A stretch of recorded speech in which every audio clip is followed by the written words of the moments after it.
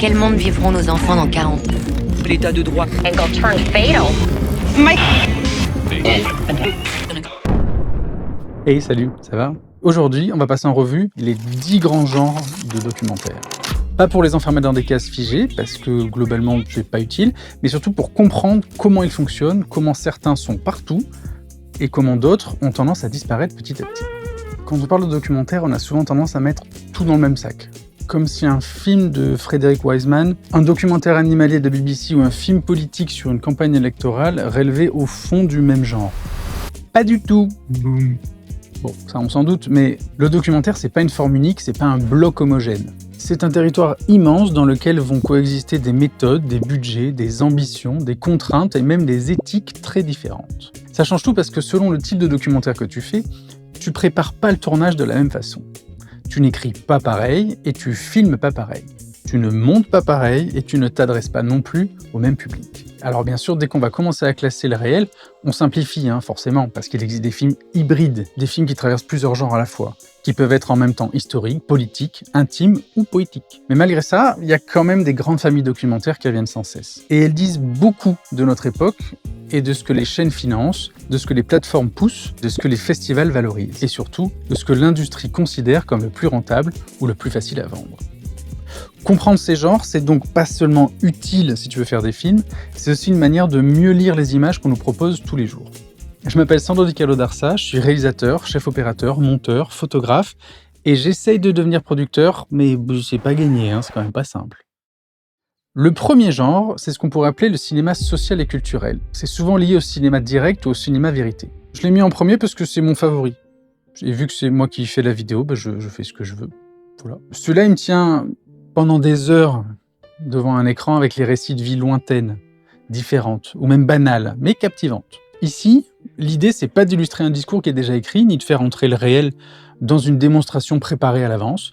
L'enjeu, c'est d'observer des gens, des lieux, des institutions, des rapports humains, et de laisser peu à peu apparaître, par la durée et par le montage, quelque chose de bien plus vaste que la simple somme de ces scènes filmées. Quand on pense à cette approche, on pense évidemment à Frederick Wiseman, qui est décédé il y a peu de temps. Et je ferai une vidéo dédiée à ce monstre du cinéma documentaire, mais en attendant, on va l'évoquer un petit peu maintenant. Chez lui, il n'y a pas de voix off qui vient expliquer ce qu'il faut comprendre, il n'y a pas d'interview face caméra destinée à résumer la situation, et surtout, il n'y a pas cette volonté moderne, assez épuisante quand même, de tout surligner en permanence pour être sûr que le spectateur n'ait jamais une petite seconde de doute ou d'effort à fournir. Soit parce qu'on est en même temps sur notre téléphone, soit parce qu'on devient un peu plus con malheureusement. Son cinéma va proposer sur la confiance, sur le temps, sur l'attention, et sur une conviction qui est devenue presque rare aujourd'hui, à savoir que le spectateur est capable de regarder une situation, de se poser des questions et de faire les liens, de construire lui-même le sens. Wiseman, c'est pas le seul à faire ça, évidemment. Au contraire, en ce moment, ce genre de film retrouve un peu partout et dans tous les types et toutes les formes. Ce genre de documentaire paraît parfois simple de l'extérieur parce qu'on se dit qu'il suffirait de filmer le réel tel qu'il est.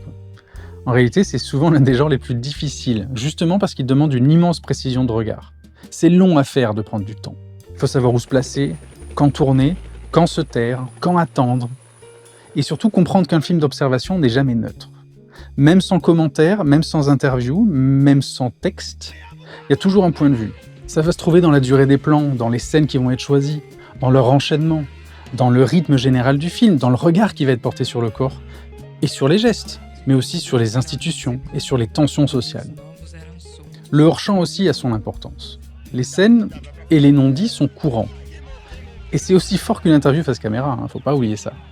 Il y a de la subtilité, il y a de la malice parfois, et des sous-entendus à capter un peu comme on peut. C'est souvent l'un des genres les plus nobles du documentaire, mais aussi l'un des plus exigeants, à la fois pour celui qui filme et pour celui qui regarde. Jusqu'à présent, c'est le genre de film dont je vous parle le plus sur la chaîne. Forcément, parce que c'est celui qui m'intéresse le plus et que je connais le mieux. Mais on va aller voir ailleurs, promis. Le documentaire historique, il repose sur une logique qui est presque l'inverse. Ici, le réel ne va pas être observé dans son présent, mais il va être reconstruit à partir de traces. On n'est plus dans la captation du monde en train de se faire, mais dans une mise en récit du passé fondée sur l'écriture, sur les archives, sur les témoignages, sur des documents, la recherche et sur tout le travail de validation qui permet d'éviter de transformer l'histoire en un simple décor narratif. Dans ce genre de film, tout ou presque doit être pensé en amont. Il faut écrire les séquences, construire une progression, identifier les périodes clés, trouver les archives pertinentes, les valider, négocier les droits, c'est très cher, faire intervenir des historiens ou des consultants, croiser des versions, contextualiser les images, et surtout, il faut transformer tout ça en faire une grosse patate qui serait un récit totalement compréhensible. Le documentaire historique a quelque chose de rassurant pour les diffuseurs, parce qu'il est pédagogique, il est clair, c'est facilement découpable en morceaux, c'est vendable, c'est rediffusable à perpète, et en plus, il va donner souvent aux spectateurs l'impression d'apprendre suivant un récit très balisé. C'est un peu comme aller à l'école, mais là c'est quand même un peu cool. Le problème c'est que cette clarté, elle a aussi un prix. Parce qu'à partir du moment où on va raconter l'histoire, on choisit un angle. C'est banal, je l'ai répété dans plusieurs vidéos, mais ça se fait aussi à ce moment-là. On va choisir aussi une hiérarchie et une mise en ordre des faits. On va décider des événements qui vont être principaux, des personnages qui vont incarner une époque, le rythme qui doit guider la compréhension et quelle lecture générale on propose du passé. Pour faire simple, le documentaire historique, c'est jamais simplement un accès neutre à ce qui a eu lieu. C'est toujours une mise en forme du passé, avec tout ce que ça implique de responsabilité, de pouvoir narratif et parfois d'illusion d'objectivité. Le documentaire scientifique ou technologique, ça fonctionne souvent sur une base assez proche de l'historique. Dans le sens où lui aussi, il a besoin d'une écriture très solide, d'une structure claire, d'une forte préparation et d'un vrai travail de vulgarisation. Mais il ajoute une contrainte assez particulière, c'est qu'il a besoin d'une validation scientifique. Parce qu'on ne peut pas seulement raconter quelque chose de manière séduisante ou spectaculaire, il faut aussi que ce soit juste, prouvé. Et c'est là que les choses deviennent compliquées. Parce qu'un bon documentaire scientifique doit réussir un équilibre qui est vraiment rare. Il doit être compréhensible sans devenir simpliste, précis sans devenir illisible, et être visuel sans trahir son sujet. Et puis en fait, surtout, il doit être stimulant parce qu'il ne faut pas tomber dans la démonstration totalement tapageuse. C'est un exercice qui est beaucoup plus difficile qu'on le croit, parce qu'il faut souvent rendre visible ce qui ne l'est pas. On doit raconter des phénomènes microscopiques, des mécanismes biologiques, des processus techniques, des systèmes complexes, des données, des hypothèses, des modèles, enfin en gros, tout ce que le cinéma capte pas naturellement avec facilité. Dans ce genre de documentaire, on utilise souvent des animations, des schémas, des images de synthèse. On va aussi filmer des expériences, des visualisations, on va faire des tournages en laboratoire, et on va sûrement faire intervenir des chercheurs. Mais là encore, le spécialiste, il ne devrait pas être là comme une simple caution décorative. L'idée, c'est pas juste de poser un scientifique bien sapé devant une caméra pour que ça fasse sérieux. Dans le meilleur des cas, son regard va structurer réellement le film. Ça va devenir souvent un fil rouge. Il va valider ce qui est dit, il corrige les simplifications abusives, il va permettre au documentaire d'exister comme une espèce de transmission rigoureuse. Le problème, c'est que beaucoup de productions veulent à tout prix être accessibles et finissent par déformer un peu le contenu. À l'inverse, on en a d'autres qui restent tellement prisonnières de leur exactitude qu'elles en oublient de raconter quoi que ce soit. Et entre les deux, il y a un espace qui est très difficile à atteindre, mais alors quand c'est réussi, c'est l'un des genres les plus passionnants. On va parler du true crime, puisque globalement, il y en a partout. Aujourd'hui, le true crime, c'est l'un des genres documentaires les plus visibles, les plus consommés et probablement les plus industrialisés. On en trouve partout, sur les télévisions, les plateformes, les podcasts, YouTube et même dans des formats qui ressemblent de moins en moins à de documentaires et de plus en plus à une machine à capter l'attention en exploitant des drames réels. J'en ai fait une vidéo il n'y a pas très longtemps, allez voir, ça donne un axe un peu particulier sur ce point-là. Alors sa force, elle est quand même très simple à comprendre. Le true crime va combiner enquête, suspense, peur, émotion, détails troublants, révélations progressives et mystère moral. Il va reposer sur une mécanique narrative très efficace dans laquelle on assemble des archives, des interviews, des reconstitutions, du motion design s'il faut, des messages affichés à l'écran, parfois des simples enregistrements audio, des webcams, des caméras de surveillance et surtout, au final, on va en faire un montage pensé pour relancer sans cesse l'attention. Tout est conçu pour que le spectateur veuille voir la suite. Même quand il sait très bien qu'il est en train de regarder la souffrance de personnes transformées en un produit audiovisuel. Il va révéler une zone floue entre l'information et la mise en scène, le voyeurisme, l'enquête et le divertissement. À quel moment un film va réellement chercher à éclairer une affaire, à comprendre un système ou à redonner une place aux victimes? Voire même, on peut se poser la question de la justice. À quel moment est-ce que ça va simplement recycler un fait divers pour fabriquer un suspense? Formellement, c'est souvent très efficace. C'est hyper bien produit en général, c'est léché, c'est bien fait, c'est rythmé, c'est même parfois très impressionnant. Éthiquement, il y a plus de discussions. La nature et l'animalier. Alors, c'est ce que je connais le moins, on va être honnête. Le documentaire animalier et de nature, ça appartient à une autre famille. C'est une autre planète. Parce que ça repose sur une très forte spécialisation technique, scientifique et logistique. Quand on regarde un grand film de BBC, d'Arte ou de France Télévisions, on a parfois l'impression que le monde se laisse filmer avec élégance, que les animaux prennent gentiment la pose au bon endroit, dans la bonne lumière, avec le bon décor, comme s'ils avaient reçu la bonne feuille de service pour être là à la bonne heure. En réalité, ce genre est l'un des plus coûteux, des plus complexes et les plus imprévisibles du documentaire. Il faut des repérages très longs, du matériel extrêmement spécifique, une connaissance fine des comportements animaux, parfois des autorisations même très complexes, des équipes capables d'endurer des conditions très dures et surtout une immense capacité à attendre. Ce cinéma, c'est le cinéma de la patience et de la précision. Ça va reposer sur les savoir-faire qu'on ne peut pas improviser. Il ne suffit pas d'aimer la nature pour faire un grand documentaire animalier. Pas plus qu'il ne suffit d'avoir acheté un téléobjectif gigantesque pour devenir spécialiste du vivant. Filmer une espèce rare ou un comportement spectaculaire, ça ne va pas suffire à faire un film. Ça fera un bon clip YouTube. Ce qui compte, c'est la manière dont ces images sont mises en relation. Elles sont incarnées, prolongées et transformées en un récit. Les meilleurs documentaires animés montrent pas seulement la beauté du vivant, ils vont montrer aussi des équilibres, des dépendances, des fragilités, des formes d'intelligence, et aujourd'hui, de plus en plus souvent, les conséquences très concrètes des destructions écologiques. Avant, ce genre était très contemplatif. C'est de moins en moins le cas. Il est devenu très souvent un lieu d'alerte. J'ai dit que c'était le documentaire animalier que je connaissais le moins. Non, c'est le documentaire sportif que je connais le moins. J'en ai quasiment jamais vu. Je vais vous en parler parce que j'ai quand même un peu bossé. Le documentaire sportif a pris une place énorme ces dernières années, surtout parce qu'il va combiner deux forces très puissantes du récit contemporain, la performance et l'identification. Ce genre fonctionne très bien parce que le sport contient déjà sa propre dramaturgie. Il y a un objectif, il y a une pression, il y a des règles, un adversaire, un compte à rebours, un risque d'échec, une possibilité de triomphe. Le récit il est déjà là, prêt à être amplifié par la mise en scène. Et globalement, c'est assez réussi. Et surtout, c'est accrocheur, on a du mal à s'arrêter. Mais ce qui va être intéressant, c'est surtout que le documentaire sportif ne parle pas toujours du sport lui-même. Très souvent, il va parler surtout de ce que le sport permet de raconter. Il parle de la discipline, de la solitude, de la chute, des corps fatigués, de la célébrité, de l'obsession, du sacrifice, de la revanche. Ça peut être un portrait d'une star, ça peut être une saison marquante pour une équipe, la rivalité célèbre entre deux équipes, un moment qui est devenu mythique, ou le moment de bascule dans une carrière. C'est un genre très fort quand il dépasse la simple admiration et qui s'intéresse à la construction du champion, à la violence des attentes. Mais il peut aussi très vite devenir un objet promotionnel, à peine déguisé, une sorte de machine à promouvoir une marque qui est déjà existante et qui porte le nom du sportif. Et pas l'inverse. Ils ont même des baskets. À ce moment-là, on quitte parfois le documentaire pour entrer dans le territoire beaucoup plus lisse du storytelling contrôlé, de la com. On n'en parlera pas ici, mais il arrive parfois qu'on soit entre les deux.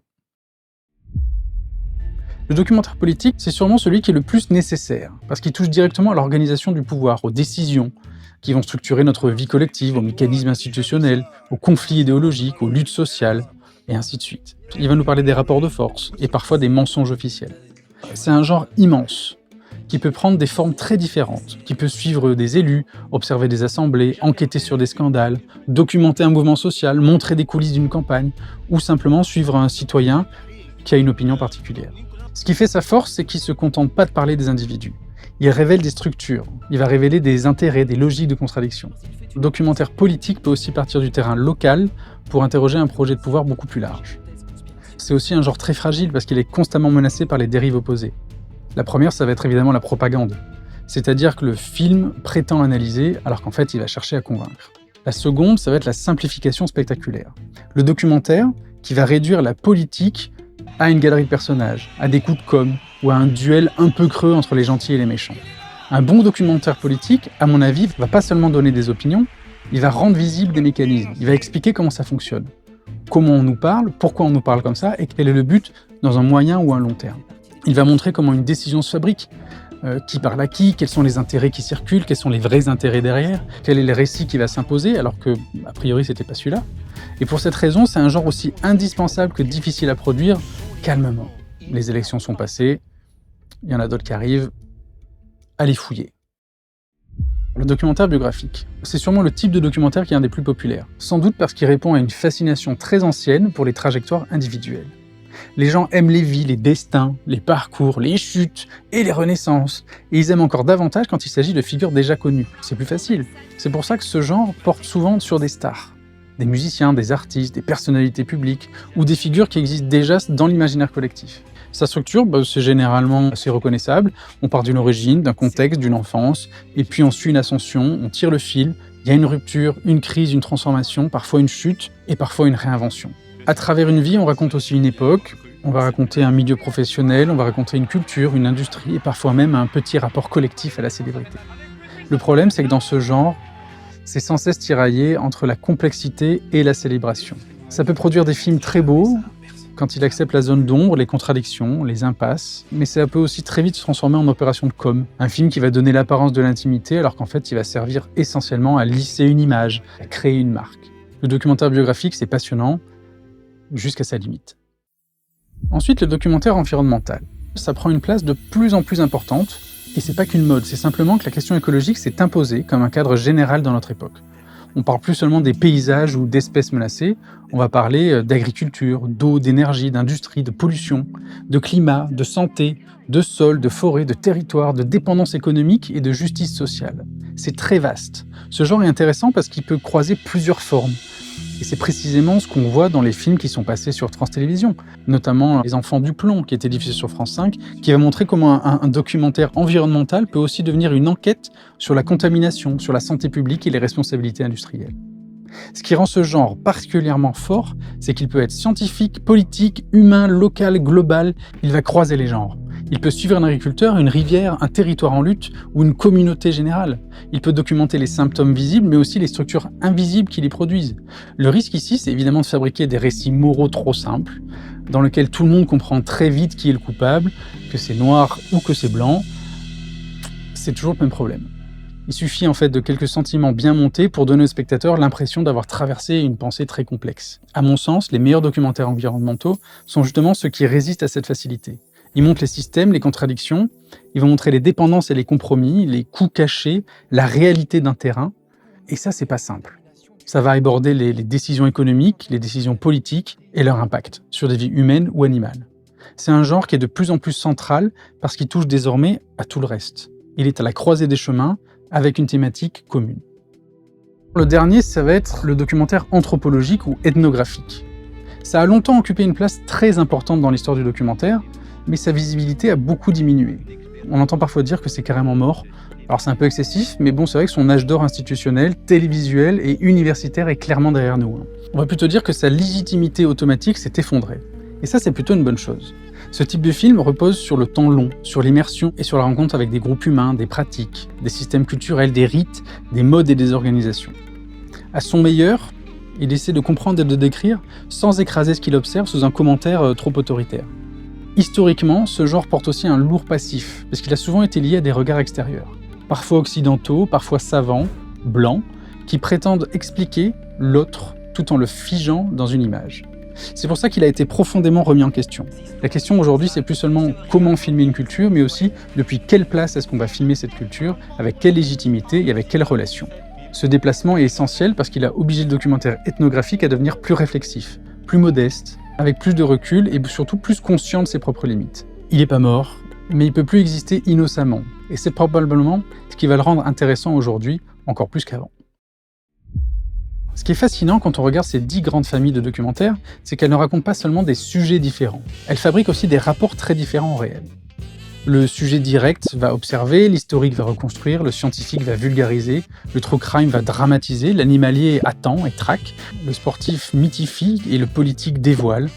Quand la biographie va incarner, l'environnement relie et l'ethnographie interroge même la manière dont on regarde l'autre. Donc la vraie question, c'est pas vraiment de savoir de quoi parle un documentaire, mais de comprendre ce qu'il fait au réel, comment il le cadre, comment il le transforme. Et parfois aussi comment il va l'exploiter. C'est pour ça que c'est utile de distinguer les genres, pas simplement pour les mettre dans des boîtes, mais pour mieux comprendre leurs méthodes et leurs promesses, et parfois leur angle mort. Parce qu'au fond, le documentaire, c'est pas une seule chose, c'est justement ce qui fait sa richesse. Entre un film d'observation et une fresque historique, ou un portrait sportif, un film animalier ou un travail ethnographique, on parle ni des mêmes outils, ni des mêmes écritures, ni même parfois de la même vision du monde. Et comprendre ça, c'est aussi devenir un spectateur un peu moins passif, un peu moins impressionné par le simple mot documentaire. C'est pas si gros et c'est pas si horrible. Comme si ce mot suffisait à garantir qu'un film soit sérieux, honnête ou profond. C'est pas du tout toujours le cas. Il y a des merdes et il y a des mensonges. En réalité, chaque documentaire repose sur des choix très précis, sur un montage, sur un point de vue, sur des contraintes techniques, des contraintes de diffusion. Et c'est ça qui va créer le contrat avec le spectateur. Et ce contrat, parfois c'est magnifique, parfois c'est beaucoup plus douteux. Faites attention, nourrissez-vous, apprenez, regardez des documentaires, c'est toujours passionnant, mais soyez conscient de ce que vous regardez et comment ça a été fait. Merci beaucoup d'avoir regardé cette vidéo, à très vite pour la suite. Allez, ciao.